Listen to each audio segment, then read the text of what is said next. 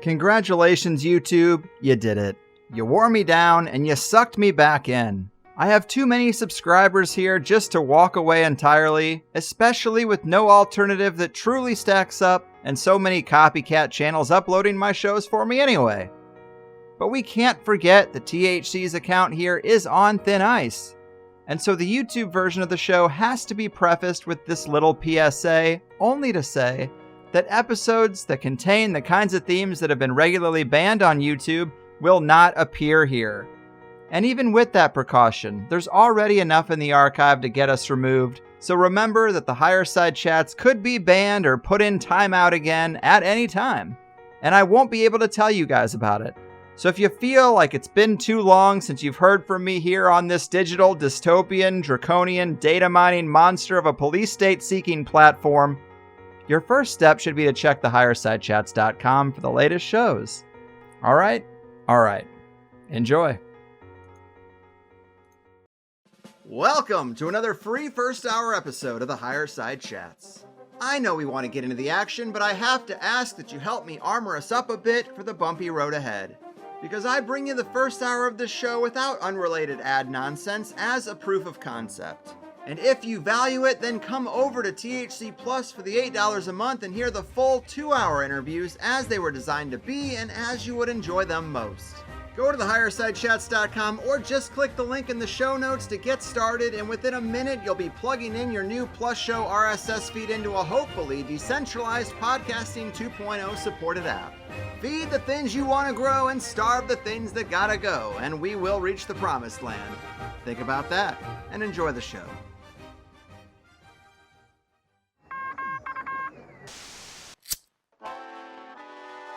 In the 1930s, President Franklin Delano Roosevelt addressed the nation through a series of radio broadcasts known as the Fireside Chats.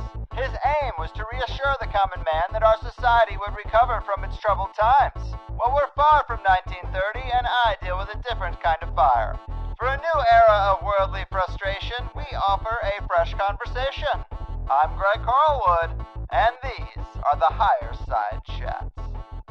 Here we go, Higher Side Chatters. From sunny San Diego, I'm Greg Carlwood, and for the longest time, I've noticed that whether I'm in the mood to learn about spiritual beings, growing food, the nature of reality, the complex parts of the mind, the unknown qualities of the human body, alternative forms of education, aspects of the earth, or half a dozen other THC-adjacent subjects, Rudolf Steiner has had something deep, profound, and usually unique to say about it.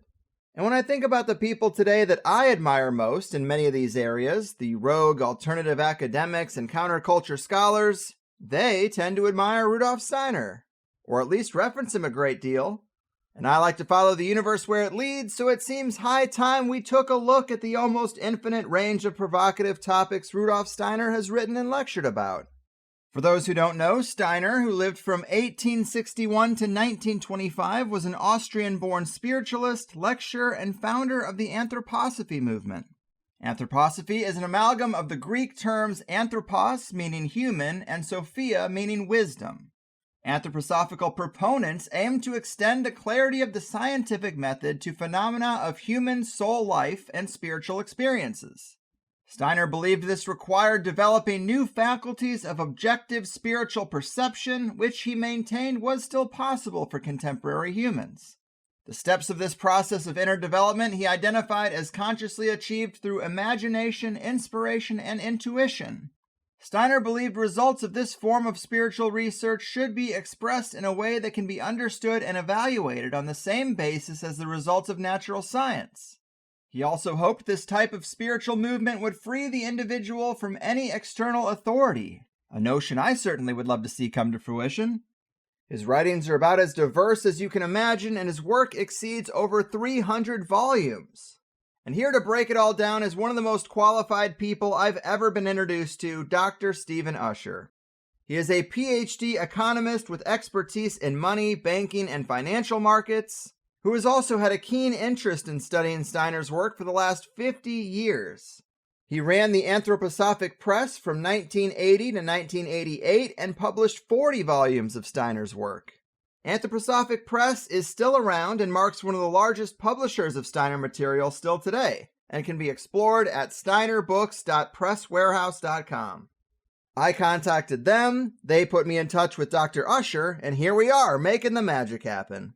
So let's get into it. An expert in economics, a dedicated deep diver, and Steiner scholar extraordinaire, Dr. Stephen Usher, welcome to the Higher Side.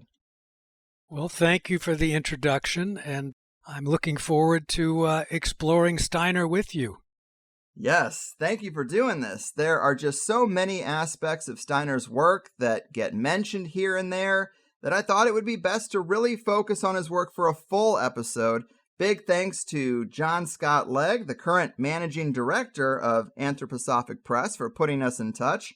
I like to think I got a great crash course in Steiner getting ready for this, but even after a couple of weeks of revisiting things, I can tell I really barely scratched the surface. I guess to get into this, I don't think we need to get into a deep biography of the man, but to introduce him and his ideas to the unfamiliar, to put him in his proper context and describe the ways he thought and what made him special. What would you say to the people? Steiner was, as you mentioned, born in 1861, lived to 1925. Already as a child, he had spiritual experiences. He speaks of going into the forest, and he lived in a forest in the Austrian Alps next to a railroad station because his father was the station master. And he could see little beings and forms around plants. And he discovered that the adult world didn't want to talk about those things. And that gave rise to an early search for what it really means to know anything. As he grew older, he started studying geometry, and he said around the age 7 that geometry gave him one of the greatest pleasures of his life because here was a topic that you could talk about that you couldn't see. A geometric line is infinitely fine, and so he realized there were some things that adults could speak about. As he grew older, he deepened his knowledge. By the time he was 14, he was reading Kant's Critique of Pure Reason, a major philosophical work which talked about what it meant to know. About 18, he moved to Vienna where he was studying. He had to take a train, and on the train he met an herb gatherer. Back in that time, people still gathered herbs in the forests and sold them at apothecaries. And this herb gatherer also could see the sort of things Steiner saw, so he met somebody who he could talk to. And that herb gatherer introduced the young Steiner, 18-year-old person, to a master, it's called in the biography. They don't talk too much about him. But apparently about 1879, Steiner was initiated by this master. And he understood that he had a task, and the task was to help modern humanity, which had entered into a technical era, to understand there was a spiritual reality. And so he began that task. 22 years of age, he was at a university in Vienna, and was given the job of editing the scientific writings of Goethe. Now, I don't know how many of you know that name, but Goethe is sort of like the Newton and Shakespeare of Germany. So they were bringing out the first definitive edition of Goethe's works, and the young 22-year-old Steiner became the editor of the scientific part of that. I've actually got one of those volumes in my library. And then, 24, he writes his first philosophical work, Theory of Knowledge Implicit in Goethe's World Conception, where he starts to really talk about what it means to know things. And then his career skyrockets from there. Does that help? Yes, it does. That's really great context. And so usually with someone like Steiner, whose work is so vast, there's typically an initial subject or idea or thread that a person might pull that really starts the journey for them and gets them hooked.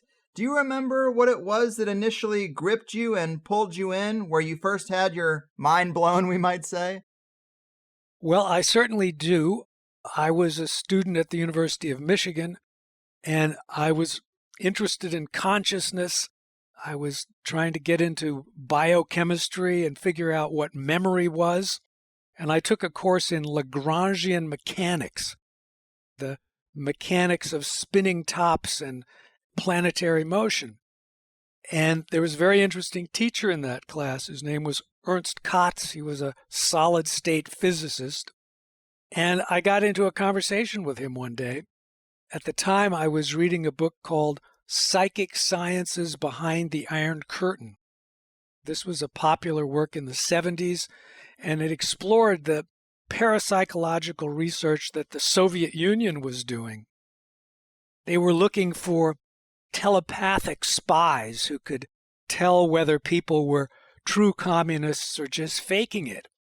And so I had a conversation with Ernst Kotz about this, and he listened to me for a while. Then he said, you know, the trouble with that is it doesn't take morality into account. And I sort of scratched my head, and I was studying hard science, and I thought morality was a purely human construct, and here's this physicist bringing up a topic like that. And then he said to me, well, if you want to know where I am, read a guy named Rudolf Steiner. Well, at the same time, I was reading another book called The Chakras. This was a book by an old theosophist, Bishop Leadbeater. And that book has pictures of the chakras, or lotus flowers, as they're called in the Eastern terminology. And I couldn't make any sense of it. I was very mathematically oriented, and Leadbeater had these artistic renderings and descriptions, but I thought there was something there, but what on earth was it? So a few days later, I was wandering through a metaphysical bookstore, and I pulled off a shelf a book by Rudolf Steiner. And that book was called Initiation and Its Results. And it's the second half of what is now published as Knowledge of Higher Worlds and Its Attainment. And the first chapter in the second half is called The Chakras. So I thought, aha, this is what this physicist pointed to me. And serendipitously, it's exactly about this topic I've been wondering about. I started reading it, and everything was light. Steiner said the chakras are organs to perceive higher worlds. They're higher sense organs. And each one of them, the 2-petaled chakra at the brow, the 16-petaled chakra at the throat, the 12-petaled chakra at the heart, etc., is there to perceive different types of phenomena, spiritual soul phenomena. So that absolutely got me going. And I read Knowledge of Higher Worlds and other related books on how to develop one's own capacities. That's how I started. Very cool, and great reference with Psychic Discoveries Behind the Iron Curtain. That is a book on my shelf as well. It's really, really fascinating, and right here on the cover it says, the most important book about ESP research and the validity of the occult tradition yet to appear, says the Los Angeles Times. So definitely one to check out for people interested in that stuff. And for me, the awareness of Steiner came from looking into just the general major figures of occult history and listening to long audiobooks about the higher realms and spirits. That stuff really intrigued me, the way he talks about the human body, health, and blood, and then learning that the whole network of Waldorf schools are based on his work. And that really seemed like a big deal and like something I would explore for my own children when that time comes. Maybe we start with a little bit about Waldorf schools. What makes them so different from conventional education, and what are your thoughts on them? Waldorf schools are based on Steiner's concepts of child development, the phases a child goes through as it grows up and matures. Now, the concept of phases of development of a child is often associated with another scholar, Piaget. But Steiner was way before Piaget. And, if you look at how the Waldorf schools are organized, if you want to join the first grade, they have certain things they want to test. For example, have you changed a tooth? Has one of your milk teeth come out and a new one started in? And Steiner said that is an indication that certain forces that are used to sculpt the physical body have completed some of their work, and the forces that were needed for that are now free to go into learning. So that's a key thing they look for. They also ask, can the child stretch his arms out and cross them so that the hands cross, indicating they have a sense for their own center and ego. So that's sort of a beginning step for first grade readiness. Then to give you just a few other interesting bits, he says, the art of writing is extremely detrimental to spiritual faculties. Of himself, he said he was fortunate that he couldn't properly spell and write until he was 15 years of age. And he said that the process of writing is a mechanical thing that goes into your force system and blocks spiritual awareness. And he points out that if you go back to ancient Egypt, you see that they wrote with what were called hieroglyphics. Now, hieroglyphics are pictures. It's a pictorial language. And Steiner wanted to introduce the children to their letters pictorially. So, for example, in the first grade, they go slowly and methodically through the whole alphabet. Teacher gets to the letter T, and instead of just writing a T on a chalkboard, the teacher will likely draw a beautiful tree with colored chalks, 2 main branches stretching to the left and right, and slowly abstract from that picture to the abstract form of the T. And this brings the letter from a pictorial world into the child's consciousness in a very delicate, gradual way. Another thing he pointed out about the letters is that if you take a little first grader and you write on the board M-O-M, and you say, that's mom. Well, the little kid thinks, what on earth are they talking about? Mom is this lovely lady, this warm lady who takes care of me. These are just chalk marks. And this is the abstraction that the child has to learn to live in. And so he wanted a way to introduce their feelings gradually into this process. So that's how they learn their letters. And he's taking account of where the child's consciousness is. And this process goes on. There's an important change in the 9th year, another in the 12th year. Care for what happens in puberty. The whole curriculum geared to these transformations of the child's physical soul being. And it's quite amazing. The whole history curriculum does that. The English curriculum, all of these things take these phases into account. That's why the education is so remarkable. Even if not every teacher is perfect, they're following that curriculum, which has built into it an amazing insight into how a child grows and matures. Yeah, I think that's really important because when you look at conventional public schools, there's really no difference in the process from the early grades to the latter ones, except for the scale of difficulty, you could say. But in terms of what they actually do day to day, respond to a bell every hour, switch subjects, compartmentalize things, there really is no difference between 3rd grade and 12th grade. And that's probably the wrong approach. I guess I would ask if there's any real data comparing the development of Waldorf-educated children to public school kids. Well, there is some data. It was a study in The Lancet, quite interestingly, about 1999, and this study compared the health of Waldorf kids to public school kids, I forget in what country, and they found, I'm just reading a little, it's Lancet of May 1999, they found the rate of bronchial asthma, allergies, dermatitis, and other atopic diseases significantly less among Waldorf school pupils compared to public school pupils. They recognized factors they called Steiner units. The more Steiner units you had, the better the child came out. These included breastfeeding, avoidance of childhood immunizations, a highly hot topic today, avoidance of antibiotics and medicaments that reduce fever, consumption of biodynamic and organic foods. They concluded that these kind of things contributed to the better health found in the Waldorf kids. Of course, on other levels, we know the Waldorf kids go out into the world very well adjusted, very creative. They pursue often very unique careers. And you just have to poke around a bit and you'll discover just how remarkable they are. We've produced some movie stars.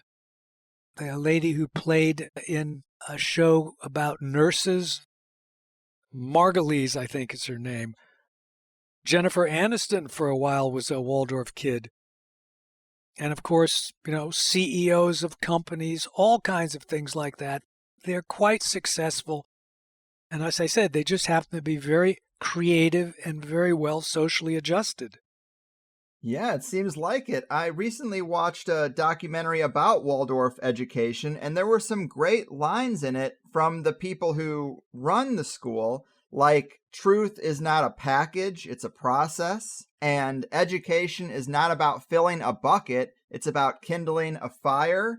Things I very much agree with, and they talked about those stages of childhood and catering education to meet children where they are, that they progress through a movement stage, to a feeling stage, and then a thinking stage, and I definitely liked that. I think nuance is important and not a one-size-fits-all approach, and obviously not to get too deep into current events, but when we talked a few weeks back about this, I had mentioned that when I read Steiner's work on health, I would think that schools that are built on his ideas would be places where they're not masking kids 8 hours a day, requiring a full schedule of vaccination, or relying on digital learning because they keep the classroom low tech, another thing I appreciate. But the Waldorf schools around me in Southern California seem no different in the last 2 years. There really hasn't been any resistance to the mandates coming from the top. And I always thought when the time came for me, if I just go to a private school, I could probably avoid a lot of the things I'd want to avoid for my kids. And I don't know, it just doesn't seem to be the case. Although you were telling me about some resistance in Austin, right? Yes, it's been for serious students of Steiner, like myself, a great disappointment that the schools pretty much rolled over under the tremendous pressure of the government, right? I mean, California, particularly onerous, right? Don't they have a vaccine mandate that's almost ironclad? You just can't get out of it. Mm-hmm. And the schools are pressured, and they also tend to look for skilled administrators, and they often take that skill over knowledge of Steiner and anthroposophy. So it has been disappointing. In Austin, there's something we call the free school, which is basically a co-op where a bunch of parents band together, educating their own kids, and then building something like a school around that co-op. I gather one is in California as well. And one of the things we're learning about is called the Private Membership Association. This is something that has existed in the American tradition for a long, long time based on our constitutional right to contract. And we learned about it here in Texas because some of our people recalled that in dry counties in Texas counties where you're not allowed to consume alcohol, there were restaurants that you could enter, and a number of the guests would be drinking alcoholic beverages. If you ordered one, they say, sorry, you can't have one. How come I can't have one? Well, you're not a member of the Private Membership Association. And these private membership associations can be formed. And within that membership association, you are free of the public sphere. The public authorities have nothing to say to you. And within it, you can do all manner of things. These clubs were set up so they could drink in restaurants. And we learned that many health practitioners use this form, and also educators and churches. And if you set the thing up right, it's a membership group. Everybody has to be a member. They agree to the rules. And now it's basically the same freedom you have at your family dinner table. It's not the business of the state to interfere there. And so apparently it's possible to set up private educational associations, and then everybody involved, every parent is a member, and they're there for the purpose of educating their child. And within that context, as far as I've been able to understand, the state is not allowed to interfere. Well, we'll find out. There's one set up in California now through 5th grade, and we're working on it in Austin. These things for millennia were, well, not millennia, but for 100 years were used by churches. And apparently the churches back in 1954 and earlier were set up as a 508c1a. And in 54, the government tried to convince and did convince many churches to become 501c3 charitable organizations. The churches stepped into that status, thinking it would be better for their fundraising and so forth, not realizing that in that status the government could regulate them. You probably remember as the pandemic spread, many churches were told you cannot operate. It's too dangerous. But if you had that old form, the 508c1a, it's my understanding that you could continue to operate because you were in the private sphere. So that's an interesting thing that I'm currently exploring. I'm not 100% sure of it, but it's rather intriguing. Yes, that is very interesting. And I've gotten this sense that maybe that's the direction things will go, that there will just be two Americas, because as we're firing these experts and professionals in a lot of different sectors because they don't want to get these shots, they are going to have to find something to do. They're going to have to find some source of income. And I think in a lot of cases that will mean starting something new. And the people who are of a like mind with them are going to be their customers, their clients. We're experiencing the same thing looking for a pediatrician here in San Diego. We found one that kind of operates outside of the system, and that's kind of fine to me and my wife. We don't need you to be associated with a particular hospital as long as you have the education and are on the same page as us. And I think there's going to be a lot of rogue, guerrilla style career paths, I guess I would say, for people that want to be outside of this mainstream thing. And there will be consequences and limitations probably to that. But it also gives me hope that people who might think as I do are not going to be completely without resources. We'll be using things like what you're talking about. And I think that's probably a silver lining to all this. Already, I gather, many health professionals, chiropractors, acupuncturists, that sort of thing, homeopaths, use these private medical associations. It's been around for quite some time. It's just likely to explode now as people look for ways to continue to operate freely in a world which is ever more regulated and controlled by, well, profit motives of certain corporations. Yeah, I'm with you. And we have had so many interviews lately about health and masks and all the rest of that I don't really want to go too far down that road, but I did want to give people that little anecdote about the free school and just this silver lining that some of these new things do seem to be emerging for them. But on the subject of health, I also wanted to ask you about Steiner's views on blood and the heart. I listened to him lecture on blood a few years ago, and it stuck with me because he talked about blood being the glue between the physical and the spiritual self, that you can't really study blood in the body, and that out of the body, when it hits the air and is put under a microscope, it's not really the same thing that it was.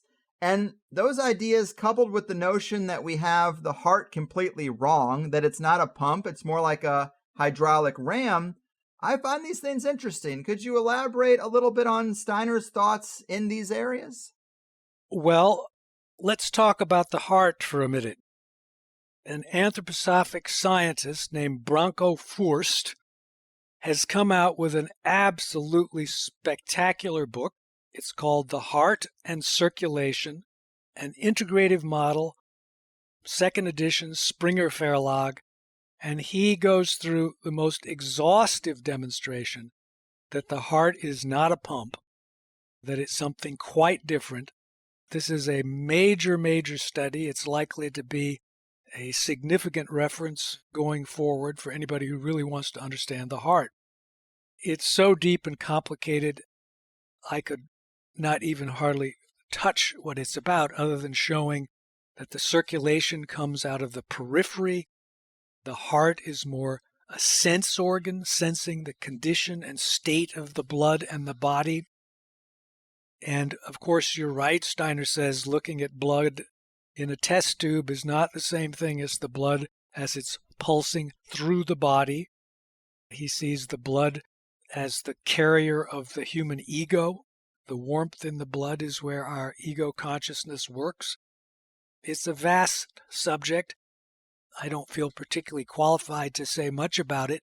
I can also tell you that anthroposophic medicine in general is a phenomenally developed field. There's a man named Matthias Gierke, Girke, who's published a book called Internal Medicine. It's available from Salumed Verlag, that's Salumed, and it's not too easy to get. You have to find that publisher and contact them. But this is a major medical text. I'm talking 1,000 pages, references to thousands of refereed medical journals, but totally integrating Steiner's terminology of physical body, ether body, astral body, ego, and the vast number of Steiner pictures of how to help different illnesses, the many medicines he created. As you perhaps know, there are pharmaceuticals now dedicated to making Steiner's medicines. And this man, Gierke, who is now the head of the Anthroposophical Society in Switzerland, helped create a major hospital in Berlin, the Berlin Anthroposophic Hospital, which is a hospital with emergency rooms, the whole 9 yards, strictly devoted to Steiner's approach to medicine. So in Europe, this is a very, very major thing. And if you get a chance to look at Gierke's book, I think you'll be in awe at the scope. I mean, huge chapters on cancer, diabetes, all forms of illness, how you treat them from an anthroposophic point of view, hundreds upon hundreds of different recommendations. An extraordinary thing. And of course, this is a textbook for medical doctors on internal medicine. Very cool. And I hope to see anthroposophic medicine growing across America. I just find that to be so interesting, the idea that blood is unknowable. Our system, our scientific community, it's so arrogant that it knows everything about everything. And just a simple substance like blood. I've also talked to people about water, that there's so many mysterious qualities of water that we don't understand. But blood and water, two of the most ubiquitous and important substances, liquids on the planet, really. And Steiner makes this point. You can't even study blood the way you're trying to. And I just really, that resonated with me in a big way. And I guess I would ask, in terms of anthroposophic medicine as a field, how were Steiner's medicines different? I've heard him quoted as saying, for every ailment, there is an herb somewhere on the planet that can fix it. I've talked to people about spagyrics, which is like the alchemy of herbs, and they definitely factor in the spirit and the soul of a particular plant or herb, and that seems very Steiner-esque. What can you say about how he would formulate medicines or recommend medicines to be formulated compared to Big Pharma?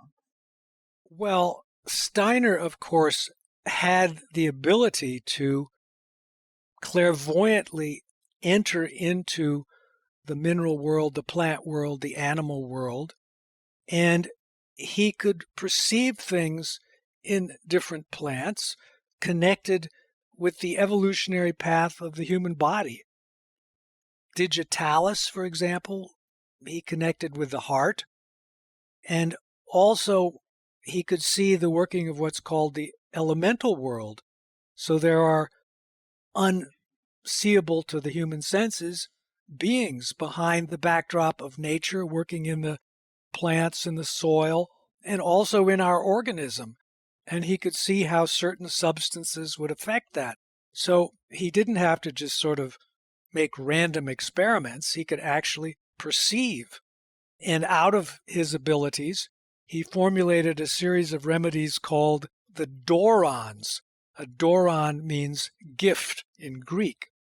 So there's cardiodoron, which is gift to the heart, which, if I recollect correctly, is composed of the onopordon thistle, the cow's slip, and henbane. So these are three plants very differently constituted. And if you read his descriptions, he explains how each of those components can help the heart. So cardiodoron, a gift to the heart, is an excellent remedy, either as an occasional tonic or for hearts that are really in need. It's an RX medicine in the U.S. In Europe, you can buy it over the counter. So that was one of them. He had hepatadoron, which is gift to the liver. What is it composed of? It's composed of strawberry leaves and grape leaves, both bitter. And Steiner said, the liver likes bitter. You help the liver with bitter. Likewise, you help the kidney with sour. That's why a non-sweetened cranberry juice can be good for your kidney. So there's a kidney remedy. I think it's renodoron, is for quite specific forms of kidney problems. There's pneumodoron for the lungs. Pertodoron, another lung remedy to help you cough. So there's a whole series of these doron remedies, and Steiner wished those remedies could be given to the sick person because the sick person paying money for their remedy is counteractive to the healing process. It doesn't mean the remedy shouldn't be paid for. It just means the sick person shouldn't be paying for it. So that's one whole series of his remedies. Another thing he did, which is pretty unique, is work with the metals, the planetary metals. Silver, the moon metal, and then you have copper for Venus, and he uses antimony for Mercury, gold, the sun. Jupiter is iron. No, sorry, Mars is iron. Jupiter is tin, and Saturn is lead. And if you go back to olden times, people had a way of associating the planets with the organs. And so there are preparations of metals for the organs, sometimes combined with plant substances. There's one, it's a combination of silver and bryophyllum. And if I recollect it correctly, the bryophyllum directs the silver to a particular organ. So these metal remedies, and then a subclass of that is he wanted the pharmacist to take, say, silver and make it into a potentized solution and to water certain plants with it. So the plant would take up a homeopathic preparation of a particular metal. That plant would then be harvested and made into compost, and the same plant now grown on the compost of that harvested plant with more fresh silver. And of course, he does chamomile and copper, a number of these. So these are the homeopathically watered plants. So you have a plant which has taken up the metal in a special way. So there's several categories of his medicinal work. The dorons, the plants that are watered with homeopathic metals. So those are great remedies. If you go to Gierke's book, you'll see how they're used. That's internal medicine. And then, of course, there's Iscador, the mistletoe preparation for tumorous cancer. Mistletoe, you might know, is a parasite. It grows on trees. It has no natural rhythm. It blooms and blossoms at any time of year, completely out of season. And Steiner said this indicates that it's a plant that has come from the past. It isn't quite in the present. And then he speaks about how to use it in the treatment of cancer. That's the Iscador preparation. So those are a few thoughts on his medicaments. Wow. Yeah, that's a great summary of sorts. And Steiner's abilities as a seer are really interesting to me. It seems like this innate ability he always had, but also cultivated it further and deeper. I'm curious if your study of Steiner has helped you develop your own ability to see or sense these unseen realms or spirits or elementals, or are those things just aspects you take his word on? Well, I have personally been very interested in the path of development of one's faculties and have worked with it regularly since I started studying Steiner. What you learn is that by doing that, your ability to comprehend Steiner grows. Your mind becomes more flexible and able. You also come to understand what a monumental thing it is to awaken that level of seership. I mean, the level that Steiner had. As you mentioned, he was born with capacities. It's also interesting to note that as he went on to explain these things, he said there are old atavistic capacities which have almost completely disappeared from humanity.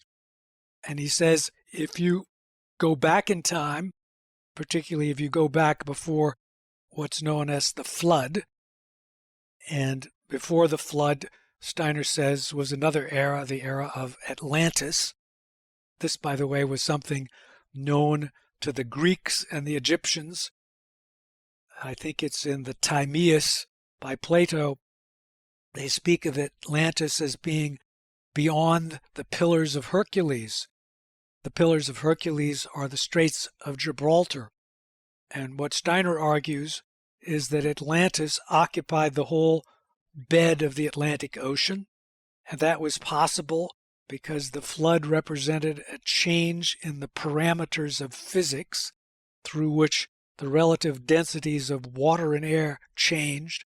Before that change, the water was lighter, the air was heavier, and the whole atmosphere was filled with mist. So Atlantis was a land of mists.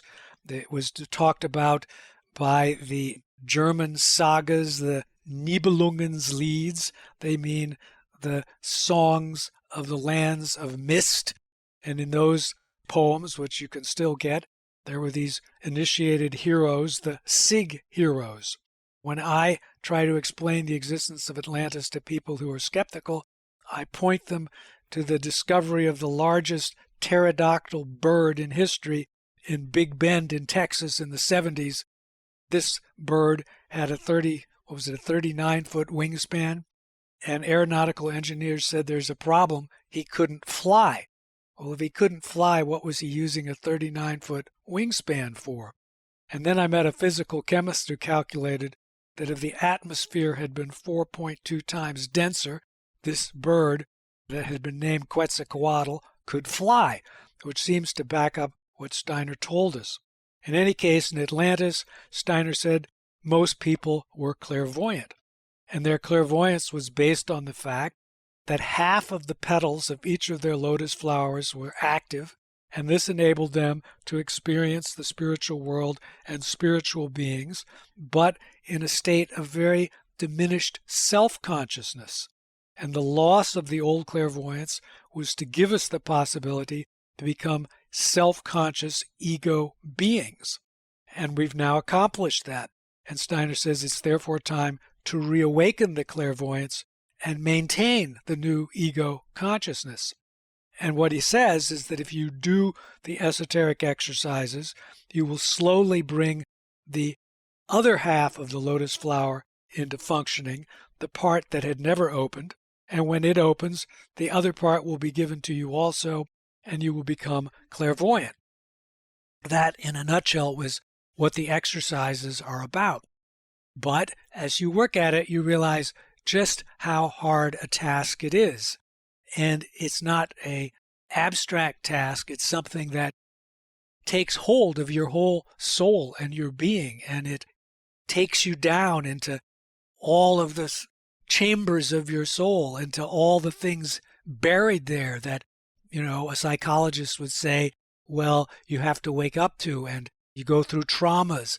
But the problem is much deeper than what you've gone through in this lifetime.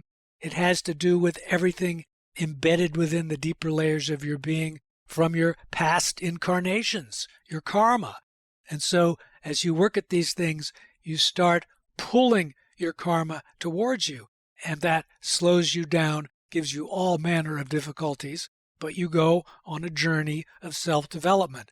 And as you work at that, you begin to appreciate, yes, this thing is possible, but to reach a level like Steiner is extraordinarily difficult. He was so advanced, it's really hard almost to comprehend it.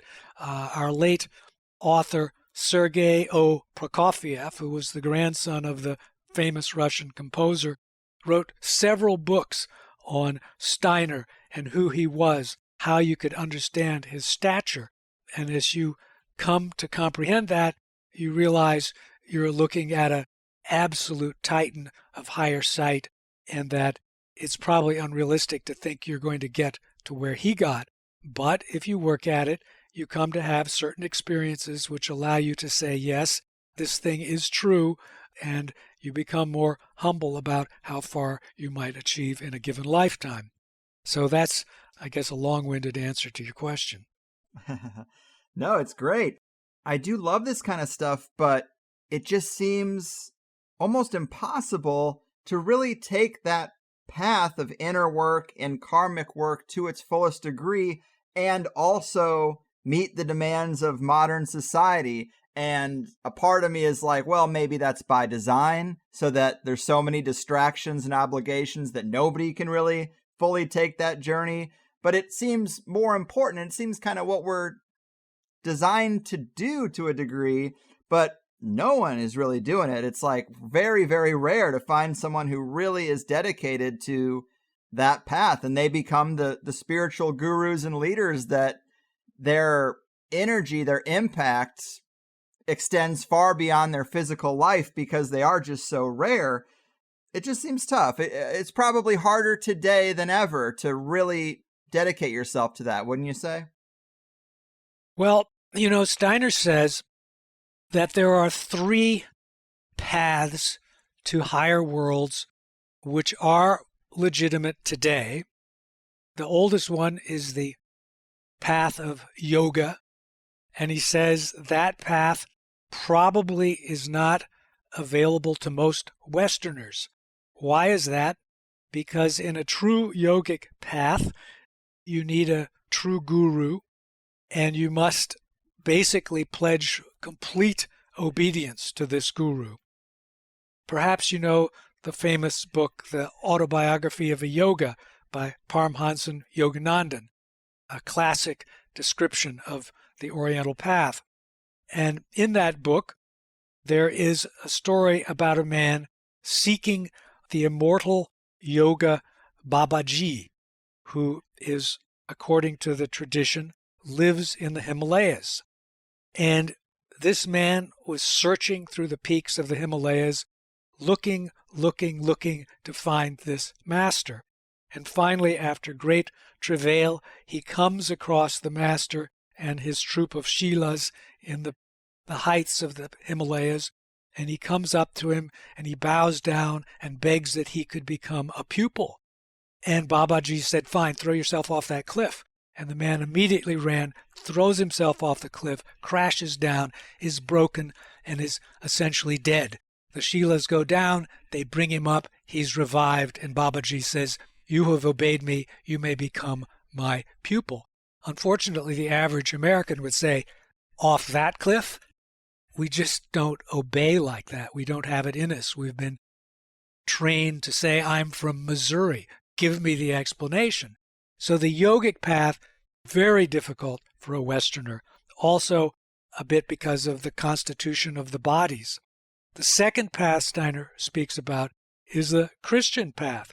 This is the path of a monastic monk or nun who can live in absolute silence, take a vow of silence, live in constant contemplation of certain meditative themes. And Steiner describes, I believe, in the back of his lectures on the Gospel of St. John, something of that path, where you dedicate your soul to certain contemplations. The first one is described this way.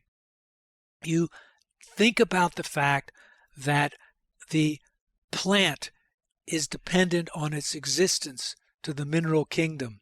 You picture the plant bowing down to the mineral and saying, I am higher than you in evolution, but I owe my existence to you. And then you picture the animal bowing down in like manner to the plant, which feeds it, saying, I am higher in the scale of being than you, plant kingdom, yet I owe my existence to you, and so I bow down before you. And then the human being has to bow down to the animal and plant and mineral kingdoms, acknowledging, though he's a higher creation, he couldn't exist without those kingdoms. And then this leads to a contemplation of the famous scene in the New Testament where Christ washes the feet of his disciples. And he says something like, though I am higher than each of you, I could not do my work. I could not fulfill my task without my apostles. So he washes their feet. And Steiner says the Christian mystic begins in a way by meditating on that picture. And it creates a kind of mood in his soul, and that mood must not break. He must carry it through the entire day, through his work in the garden, through whatever tasks he has in the monastery, never for a moment allowing that mood to depart him. And if he carries that long enough, then he will have a kind of spiritual revelation. He will see a picture of Christ washing the feet, and he will feel water lathing across his feet. He has achieved the first rung of the Christian path, and there are several more rungs, each of which require that kind of monastic soul constitution, which, of course, for most Westerners is totally impossible as you're running through subways and answering your smartphone and dealing with the diapers and the cooking. All of these things are constant interruption. So there's a third path. It's called the Rosicrucian path, designed for the busy person. And that he describes in the 5th chapter of Occult Science, where there are certain meditations you can do in a few minutes during the day and then forget about them. And that path is doable, but it takes willpower. You have to be able to dedicate, let's just say, 10 minutes a day every day of your life to certain practices. These practices are laid out in the 5th chapter of Steiner's book, Occult Science. They're laid out in the book, Knowledge of the Higher Worlds and Its Attainment. In fact, it's the first half of that book which actually gives you practices. And another very useful book is called Guidance in Esoteric Training. So there is a path for the busy person, but admittedly, you have to find the strength to put aside 10 minutes a day. I know of people who they wake up in the morning, they do these practices in bed before their children can come and bother them and so forth. 10 minutes, that's about what it takes every day. If you work at that for a lifetime, you will make progress, and you'll come to appreciate that it is progress, perhaps not as much as you'd hoped when you began, but nonetheless, you start being able to observe certain things. So that's my answer to that question. It's Steiner's answer. The Rosicrucian path is there for the modern busy person living in our civilization. Excellent. That is a great summary of all three paths, and it makes a lot of sense that there needs to be something there for the busy person because we're kind of all busy these days.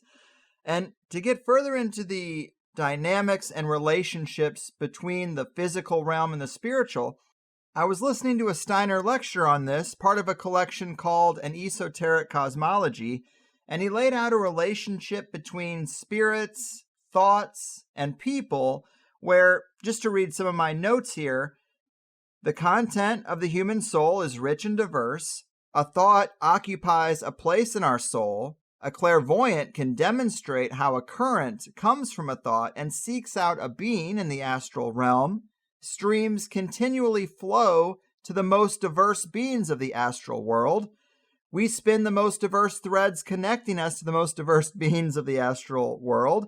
Humans with similar thoughts and feelings could establish a connection to the same being in the astral world. When the people of a collective nation think about a concept like justice in the same way, they all have a connection to a particular being in the astral realm. This being is constituted of the concept of justice. It lives within it, and there are astral beings for all concepts and ideas. Is this a dynamic that resonates with you as well? I find it pretty interesting, but I don't really know how to make a ton of sense of it or how accurate it is. It certainly sounds like things I have read in Steiner, where he's picturing the astral embodiment of spiritual ideas and the connection a soul forms with those ideas by living with and entertaining the thought.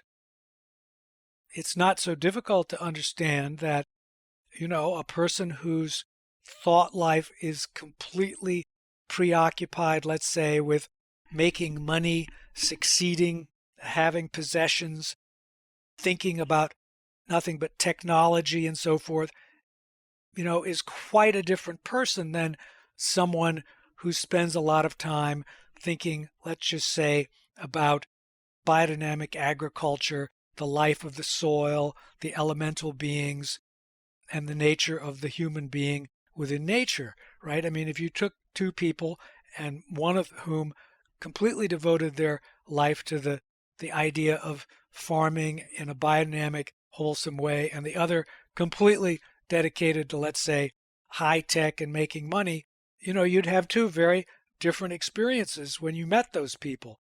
So, in a way, it's not that we are what we eat, but we are what we think. And I believe there really are such beings. And, Steiner also says in his early philosophical writings that it's a basic thought of philosophy that when I think the idea triangle and you think the idea triangle, we're thinking the same idea. It's, as if the eye of your mind can focus on the being of triangle. And when two people do that, they're looking at the same being. And this is a fundamental philosophical thought for him. And he takes it back to a debate of the Middle Ages between nominalism and realism. And as perhaps you know, the realists who surrounded Thomas Aquinas and Albertus Magnus argued that ideas were reality. They called them universals. And the opposing camp, the nominalists, said no, ideas are just names. They're categories we use to organize the knowledge we have of outer nature, but they're just symbols with no intrinsic reality. And the realist said, on the contrary, the ideas are beings. They are embodied in the visible perception of things, and they are the real reality. This goes back to Plato and his ideas. And Steiner works it out in his philosophy of spiritual activity in this way. He says, there's a tendency for people to think that a rose is a real thing. We know that if you plant a rose seed, it germinates, out comes a sprout, then it gets a little bigger with leaves, thorns on the stem, growing up bigger and bigger until a bud and a rose flower and a rose hip, etc. That's all perceptible. That's real. But then Steiner asks, but what if I put a human being in front of that process? Then, if he works with his thought, the concept of rose arises in his mind. And the full concept is the concept of that whole dynamic existence of rose, which goes from seed to shoot, etc. That full dynamic concept you never see in the world at one time. It's always in one condition. And yet the totality is there that is the universal, the idea of rose, which makes the visible rose possible. And so ideas are realities, and the ideas that are there in the things of nature are separated, says Steiner, from the object of perception by our own organization. Our organization is designed so that we get the perceptible part just by opening our eyes, opening our ears, or listening. But the concept we have to work for. We have to use our thinking capacity. And when we link the concept with the percept, then we have knowledge. So that's where all this begins. But then he takes us to the point where those ideas, those universals, are actually beings. And that indeed, in the spiritual world, after we're dead, the human being is an idea among idea beings and interacts with them.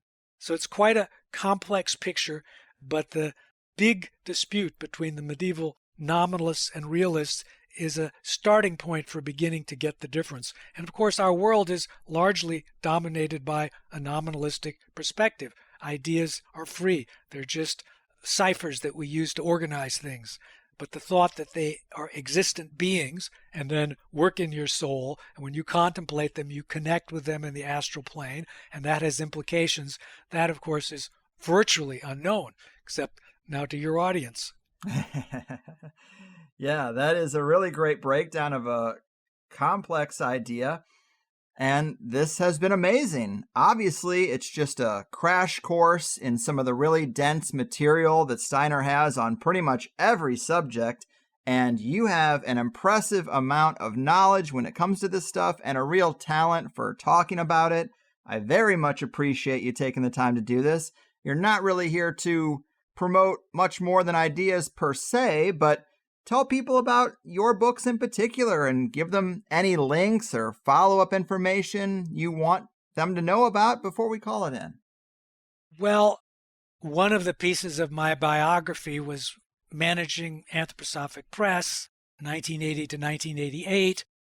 And during that time, I managed to get the Nobel laureate Saul Bellow to write a foreword to a collection of Steiner lectures called The Boundaries of Natural Science. The story of how that came about is quite interesting. And of course, Bellow, being perhaps the most famous English language writer of the second half of the 20th century, getting a foreword by him really got that book into many libraries. And I wrote an account of that activity called Conversations with Saul Bellow on Esoteric Spiritual Matters, a publisher's Recollection. That's by me, Stephen E. Usher, and it's a Steiner book publication, 2017. You might find that interesting. Also, I mentioned this collection of Steiner's lectures and essays on threefolding, currently published as Rudolf Steiner, Social Threefolding, Rebalancing Culture, Politics, and Economics. This is from the British Steiner Library, Rudolf Steiner Press, but you can find both of these books on Amazon. They're interesting reads, including a whole discussion of how the First World War broke out and Steiner's attempts to bring a healing to Central Europe at the end of that. That's about as much as I can think of offhand. I hope, Greg, you'll send me an email so I can listen to the podcast when it airs and tell about it to my friends. Certainly been very interesting talking to you. You've got great questions and great insights. I'm quite impressed and hope to be able to hear this broadcast when it comes out. Absolutely. And that's kind of you to say. I'm really just trying to hang on. It's you that is so impressive, and you're a real inspiration. You know a lot about a lot. Huge thanks for doing this, and take care out there. Well, thank you so much, and do send me that link so I can listen. Yes, people, what a great episode we got here. I seriously loved it. I've said it before, but some interviews are with guests who are just doing the conspiracy podcast rounds, and I still try to do the best interview I can. But in those situations, I'm still only going to be one of many when certain people have a new book out and stuff like that.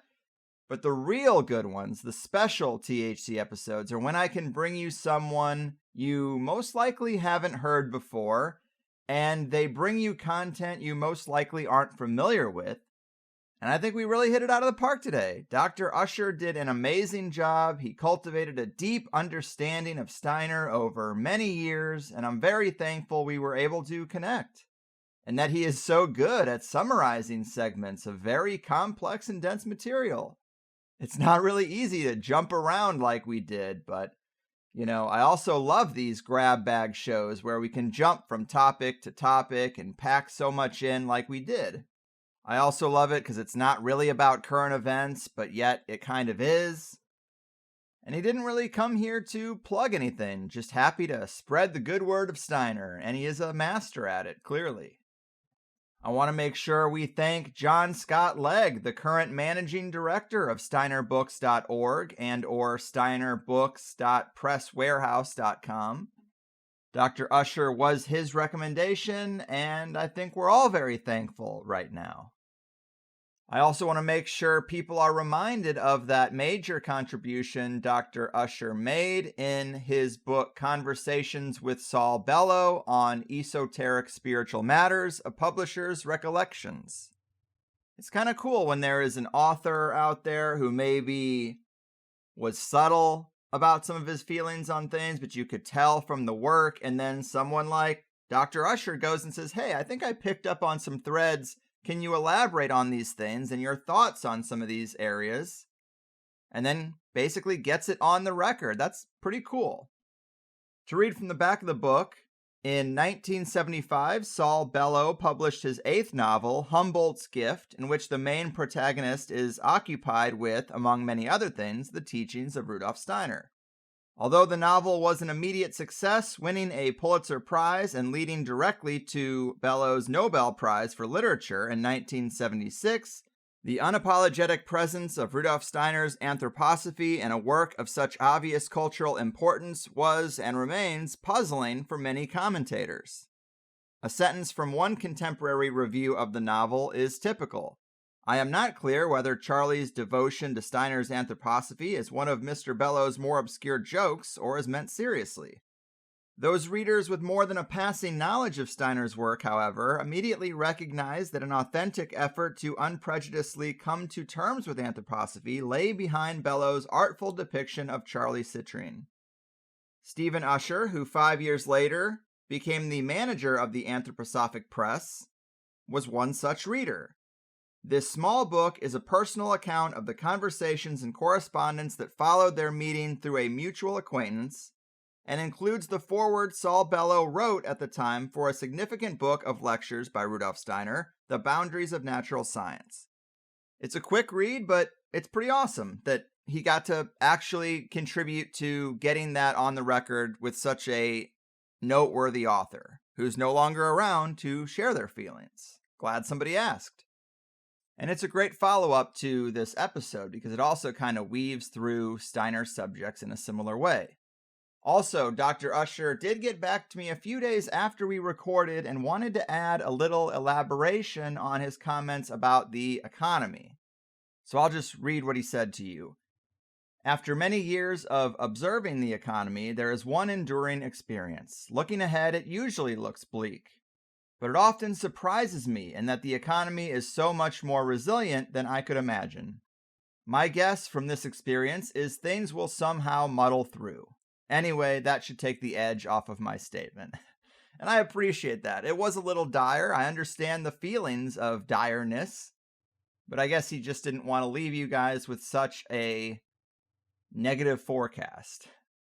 So I think that was a nice thing to add. It's good to be aware and pay attention, maybe even plan a little for rocky times, but put it all into perspective and don't get dragged into apocalyptic thinking. Certainly not a good headspace for me right now because in higher side news, I just became a girl dad. And our daughter, Theory Lynn Carlwood, has arrived. Baby Theo, as we've been saying, and as odd a name as Theory is, it's the first 3 letters of my wife Teresa's name and the last 3 letters of Gregory, and it just fit too well not to lean into. And everything they say is true. It's a level of love that seems hard to experience any other way, but that also makes you vulnerable in a new way too. And I'll save the full report for a joint session or something rather than taking up too much time with my personal stuff at the end of an unrelated THC episode. But for 9 months, my wife and I did everything right that we could to make a strong baby through diet and vitamins and all the rest of it.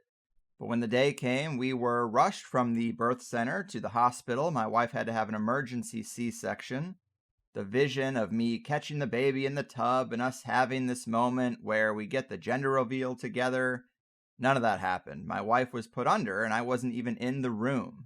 Most traumatic experience of my life. But long story short, we are home now, and by every metric that exists for 5-day-old babies, it seems like we got her out just in time, and we will all make it through this unscathed. But the lesson I learned was to take it down a notch when being so critical of the hospital system and Western medicine, because my daughter would not be here otherwise. And all of my hubris over, well, if we let the placenta drain and do all these natural things, what could go wrong? Well, life can be random sometimes, and we didn't get to let the placenta drain or do a lot of the things that we cared about. But it's all good, right? All's well that ends well.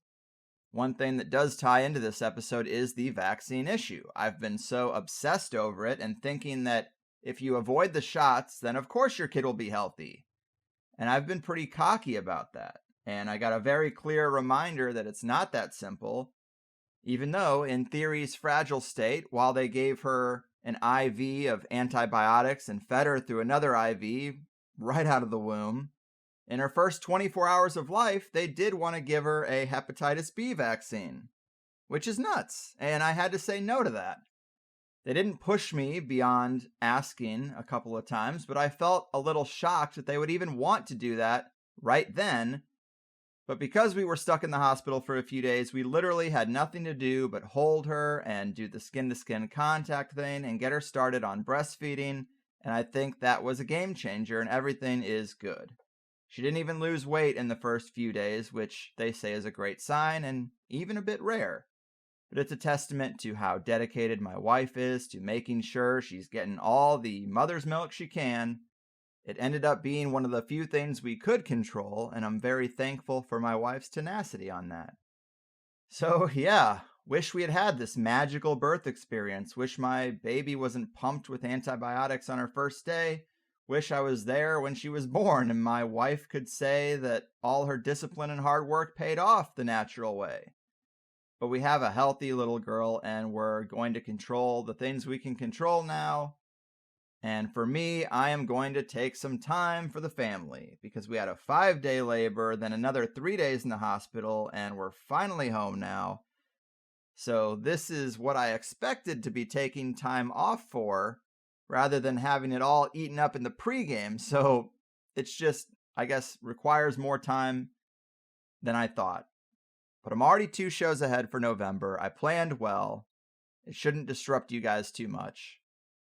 And hopefully you understand. But that is the show. Big thanks again to Dr. Usher. You can thank him yourself at stephenusher.com. Oh yeah, I almost forgot entirely to say sign up for Plus if you want to hear the second hour. Of course, it was just as action-packed, totally different aspects of Steiner's work that we got into. Some of that stuff would be the nuances of the dynamic between thoughts, astral beings, and energy, the great polarity, Lucifer and Ahriman. And the voices he did were just really stellar, by the way. We talked about Ahriman's coronavirus fear boost, principles of biodynamic agriculture. That's something I could probably do a full show on. Dr. Usher's own expertise in economics and his thoughts about our broad economic health today. Economic and financial advice for an individual in these times, and Steiner's 9 layers of the earth. All great stuff. TheHigherSideChats.com. Sign up for Plus, $8 a month. You get 5 full 2-hour shows, lots of great content in the archive, and you don't have to be a member forever. Just throw me a couple of bones and get yourself twice as much good stuff. All right. I love you guys. Take care of your families. Be kind to everyone else.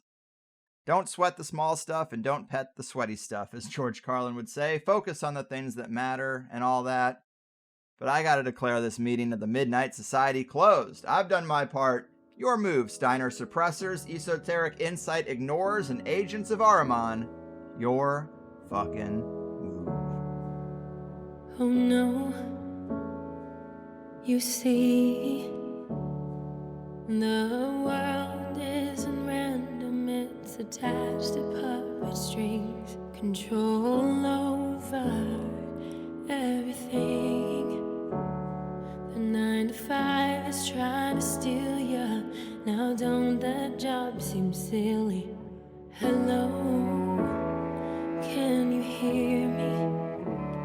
Or should I play back recordings from some spying agency? Wish we were younger and free. I'll be thankful when it's all exposed, the vast conspiracy. There's such a difference between us and the damn rush hours. Hello from the higher side. They're calling out 1,000 crimes. They'll tell you the story of everything that's been done, and they'll call out deception of the web that's been spun. Hello from the higher side. The earth is hollow inside. They'll tell you about something that no one else will. Have you heard about Saturn? Have you heard about the real since the war?